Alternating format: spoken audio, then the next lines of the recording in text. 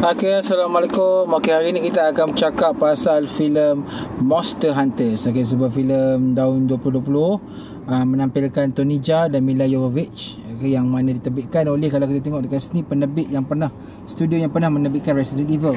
Cuma kali ni aku pelik sikit lah, dan aku agak skeptikal sebab kita tahu bahawa Tony Jaa ni sebenarnya dia punya masalah language tu adalah dia punya antara masalah terbesar. Walaupun dia ni ada lakonan yang mantap. Okey, macam mana dia boleh jadi watak utama dengan Milla Jovovich pula tu, kan? Okey, so kita akan bincang pasal filem Monster Hunters dalam video kali ni. Okey, tapi sebelum tu kita intro dulu.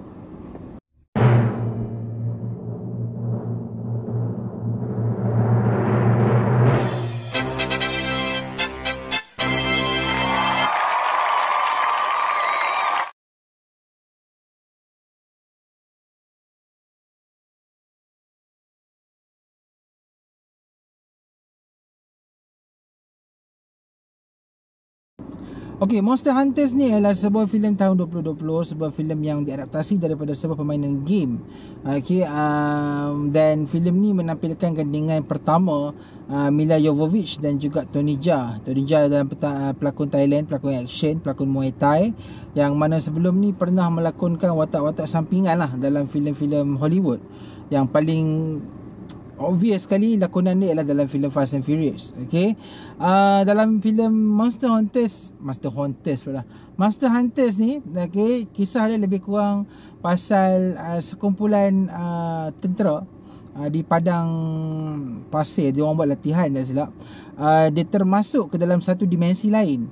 Okey, dan kemudian dekat dimensi tu ada terlalu banyak monsters, ada terlalu banyak raksasa yang memang diorang sendiri tak boleh terfikir ada dekat situ.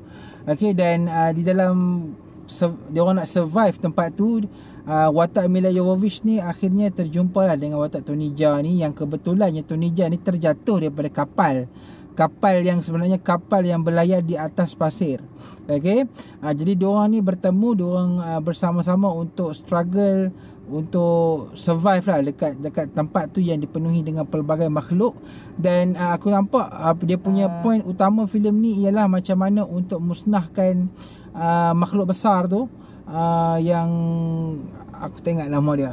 Okey, yang besar tu, dan itu yang cerita dia. Dan kemudiannya cerita yang di akhir filem tu baru ada cerita yang lebih besar daripada sekadar sebuah cerita nak menumpaskan makhluk. Okey, pada aku lah kan, filem ni pada aku macam is a big mistake lah pada aku untuk cast, untuk ambil pelakon Tony Jaa, pelakon sebagai watak utama dalam filem action. Mungkin dia orang fikir yang okey, Tony Jaa tak boleh speak English very well, dia tak boleh cakap English dengan bagus, tapi kita boleh buat dia untuk berada dalam satu dunia di mana dia boleh bercakap bahasa dia, but at the same time dia boleh bermimik, cuba untuk bercakap bahasa Inggeris dan nampak sesuai, mix dengan dia punya budaya dalam filem ni.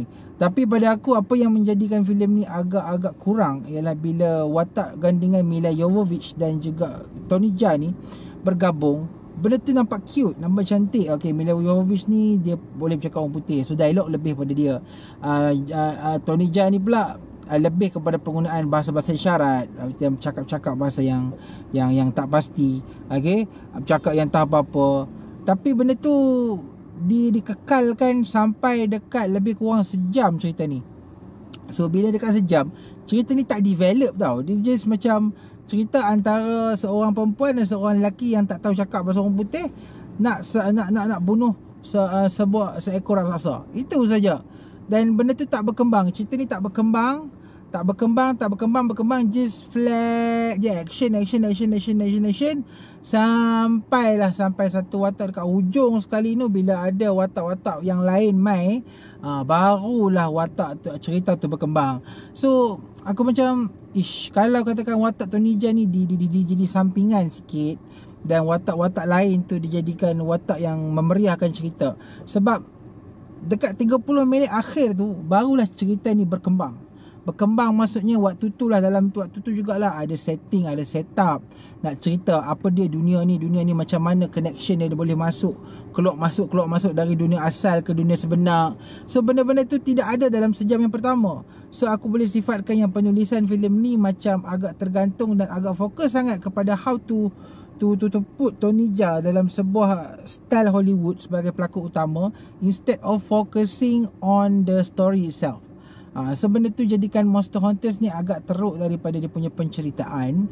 Tapi untuk scene action, aku rasakan filem ni still manage untuk puaskan hati para penggemar filem-filem monsters.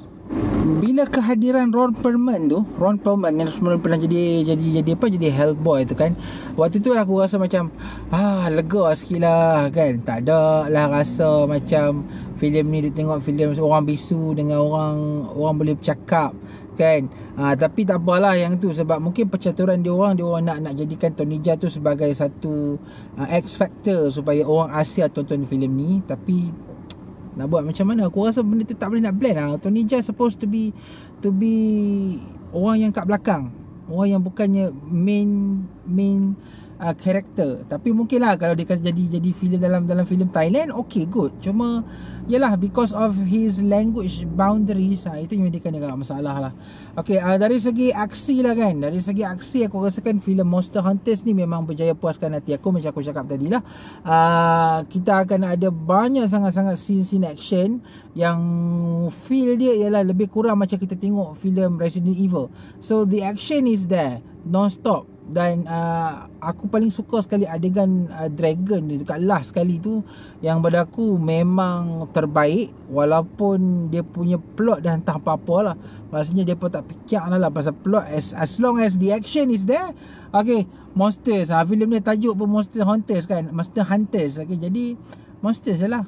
So bagi siapa yang mengharapkan sebuah filem yang memang penuh dengan action, pertarungan antara monsters dan juga manusia, okay, bolehlah tonton filem ni. Tapi bila kita nak berfikir tentang plot, tentang cerita yang tak berkembang, lambat berkembang, kita boleh letak tepi. Enjoy saja action dia dan forget the plot lah. Sebab it's just a story tentang seorang perempuan yang boleh bercakap dengan seorang lelaki yang tak boleh bercakap. That's it. Okay, tapi aku puji jugalah Tony Jaa punya style, dia punya mimic expression muka tu manage to express her feelings, dia punya emotion. Dan aku rasa mungkin itu adalah satu cara untuk penonton dapat tengok dan faham apa yang dia sedang sampaikan. Sebab pada aku, walaupun dia tidak boleh bercakap bahasa Inggeris dengan bagus, aku salute sebab dia punya expression muka berjaya untuk masuk dalam karakter. Cuma mungkin lah penulis skrip ataupun penulis lakon layar filem ni perlu buat lebih bagus untuk serve this character masuk dengan jalan cerita yang lebih bagus. Okay, so itu ialah kekurangan dia. Action bagus, dia punya penceritaan dia agak kurang. Okay, aku boleh bagi filem ni dalam 3 bintang. Aku suka action filem ni, memang mengingatkan aku kepada filem Resident Evil, sebab pengarah dia pun pengarah yang sama juga. Okay, kita jumpa lagi di review akan datang. Aku bagi filem ni dalam 3 bintang, so-so sahaja. Action dia lebih, cerita dia kurang. Okay, so kita jumpa lagi di review akan datang. Assalamualaikum.